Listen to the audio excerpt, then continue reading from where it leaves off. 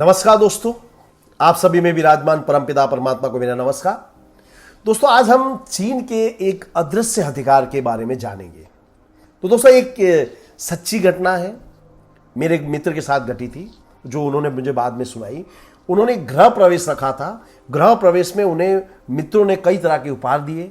अगले दिन उन्होंने उपहार खोले तो एक दो उपहारों को छोड़कर बाकी सभी में थे लाफिंग बुद्धा, फेंग सुई, पिरामिड, चाइनीज ड्रैगन, कछुआ, फेंग सुई, सिक्के, 3 टांग वाला मेढक, हाथ हिलाती हुई बिल्ली जैसी अटपटी चीजें उनको दी गई थी। जिज्ञासा बस उन्होंने इन उपहारों के साथ आए कागजों को पढ़ना शुरू किया, जिसमें इन चाइनीज फेंग सुई के मॉडलों का मुख्य काम उनको रखने की दिशा बताया गया था। जैसे लाफिंग बुद्धा का काम घर में दौलत, शोहरत, अनाज, प्रसन्नता लाना था और इसे दरवाजे की ओर मुख करके रखना पड़ता था। कछुआ पानी में डुबा कर रखने से कर्ज से मुक्ति मिलती है। सिक्के वाला 3 टांगों वाला मेढक रखने से धन का प्रभाव। चाइनीज ड्रैगन को रखने से रोगों से मुक्ति मिलती है। विंड चाइम लगाने से सकारात्मक ऊर्जा का प्रभाव होता है।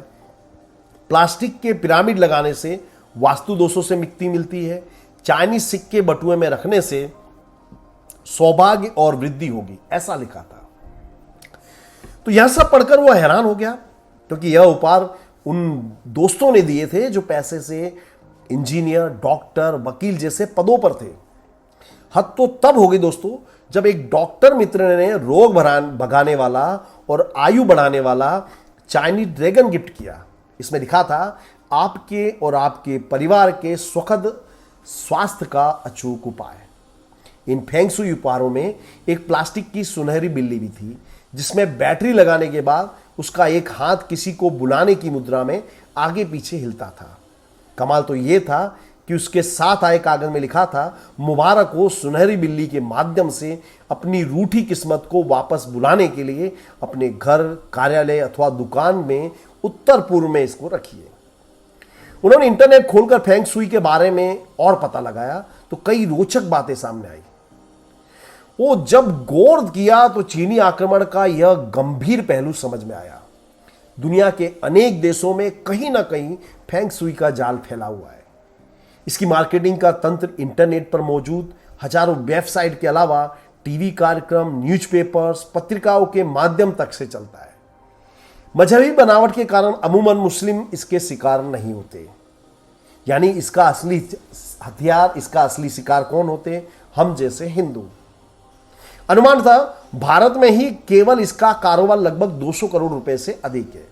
इसी के सारे धीरे धीरे भारत के उत्पाद मार्केट पर चीनी उत्पादों ने 50% तक कब्जा कर लिया है।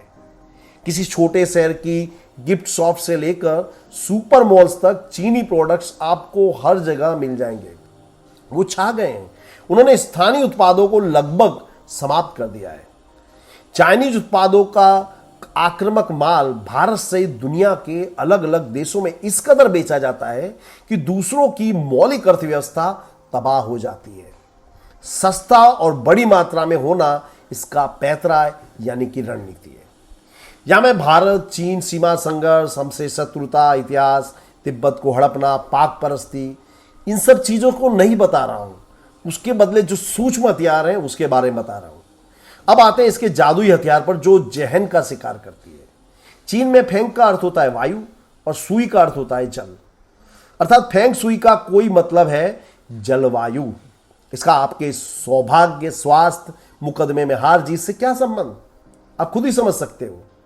सांस्कृतिक और ऐतिहासिक परिप्रेक्ष्य से भी देखा जाए तो कौन सा भारतीय अपने घर में आग उगलने वाला चाइनीज छिपकली यानी कि ड्रैगन को रखेगा और प्रसन्नता महसूस करेगा? किसी जमाने में बिल्ली को अशुभ मानकर लोग रास्ता बदल देते थे। उसी बिल्ली के सुनहरे पुतले को घर में सजाकर सौभाग्यता पाना एक महामूर्खता नहीं तो क्या है? अब जरा सर्वाधिक लोकप्रिय फेंग सुई उपहार लाफिंग बुद्धा की बात करें तो धन की टोकरी उठाए, मोटे पेट वाला, गोल मटोल, सुनहरे रंग का पुतला। क्या सच में महात्मा बुद्ध है? किसी तरह वह बुद्ध सा सौम्य, शांत और सुडौल दिखाई देता है। क्या बुद्ध ने अपने किसी प्रवचन में यह कहा था कि इस प्रकार की मूर्ति को अपने घर में रखने से तुम्हें सौभाग्य और धन की प्राप्ति होगी। भगवान बुद्ध ने तो सत्य को जानने के लिए अपना धन, राजपाट सब कुछ त्याग दिया था। एक बेजान चाइनीज पुतले लाफिंग बुद्धा को हमने तुलसी के बिरवे से ज्यादा बढ़कर मान दिया, और तुलसी जैसी रोग मिटाने वाली, सदा प्राण वायु देने वाली और हमारी संस्कृति की याद दिलाने वाली प्रकृति के सुंदर देन को हमने अपने घरों से बाहर निकाल दिया। तुलसी को हमने घर से बाहर निकाल दिया और घर में आ गए लाफिंग बुद्धा। अब तो दुकानदार भी अपनी दुकान का शटर खोलकर सबसे पहले लाफिंग बुद्धा को नमस्कार करता है, और कभी कभी तो अगरबत्ती भी लगाते हैं। फेंग शुई की दुनिया का एक और लोकप्रिय मॉडल है चीनी देवता फुक, लुक और साउ। फुक को समृद्धि का, लुक को यश, मान, प्रतिष्ठा और साउ को दीर्घायु का देवता कहते हैं। फेंग शुई ने हमें बताया और हम अंधभक्तों ने अपने घरों में इन मूर्तियों को लगाना शुरू कर दिया। मैंने देखा कि इंटरनेट पर मिलने वाली इन मूर्तियों की कीमत भारत में रुपया 200 से लेकर 15,000 तक है। मतलब आपकी जैसी जेब हो उसको काटा जाएगा। क्या आप अपनी लोक कथा और कहानियों में इन देवताओं का कोई उल्लेख आपको देखने को मिलता है? क्या भारत में फैले 33 कोटि देव देवताओं से आपका मन भर गया है? अब इन चाइनीज देवताओं को भी आप घर में लाए हो। जरा सोचिए, किसी कम्युनिस्ट चीन के बूढ़े देवता की मूर्ति को मैं अपने घर में रखकर कैसे आयु बढ़ा सकता हूं? क्या इतना सरल तरीका विश्व के बड़े बड़े वैज्ञानिकों को अभी तक समझ में नहीं आया? इसी तरह एक और फेंग शुई प्रोडक्ट है 3 चाइनीज सिक्के वाला रिबिन। फेंग शुई के मुताबिक रिबिन का लाल रंग इन सिक्कों की ऊर्जा को सक्रिय कर देता है। इन सिक्कों से निकली यांग यानी कि ऊर्जा आपके भाग्य को सक्रिय कर देती है। दुकानदारों का कहना है कि इन सिक्कों पर धन के चाइनीज मंत्र भी खुदे हुए हैं। फिर मैंने एक दुकानदार से पूछा कि भाई साहब जरा इसको पढ़ के बताइए, तो उल्लू का पट्टा मुझे देखता रह गया। मेरा पूछना है कि क्या चीन में गरीब लोग नहीं रहते? क्यों चीनी कम्युनिस्ट सरकार वहां खुद हर एक नागरिक के जेब में, बटुए में वो सिक्के डालकर चीन की गरीबी दूर क्यों नहीं कर देती? फेंग शुई के बाजार में एक और गजब प्रोडक्ट है 3 टांगों वाला मेढक, जिसके मुंह में एक चीनी सिक्का होता है। फेंग शुई के मुताबिक उसे अपने घर में धन को आकर्षित करने के लिए रखना अत्यंत शुभ होता है। जब मैंने इस मेढक को पहली बार देखा तो सोचा कि जो देखने में इतना भद्दा लग रहा है वो मेरे घर में सौभाग्य कैसे लाएगा। मेढक का चौथा पैर काटकर इसे 3 टांग वाला बनाकर शुभ मानना किसी मूर्ख की कल्पना हो सकती है। क्या किसी मेढक के मुंह में सिक्का रखकर घर में धन की बारिश हो सकती है? संसार के किसी भी जीव विज्ञान के शास्त्र में 3 टांग वाले और सिक्का खाने वाले मेढक का उल्लेख आपको नहीं मिलेगा। कम्युनिस्ट चाइना ने इसी तरह के आक्रामक रणनीति के सहारे धीरे धीरे भारतीय अर्थव्यवस्था पर लगभग कब्जा जमा लिया है। उनके इस हथियार से देश के हजारों छोटे कारीगर, लघु उद्यमी, स्थानीय व्यापारी, छोटे कल कारखाने नष्ट हो चुके हैं। सब वस्तुएं चाइना से बनकर आ रही है।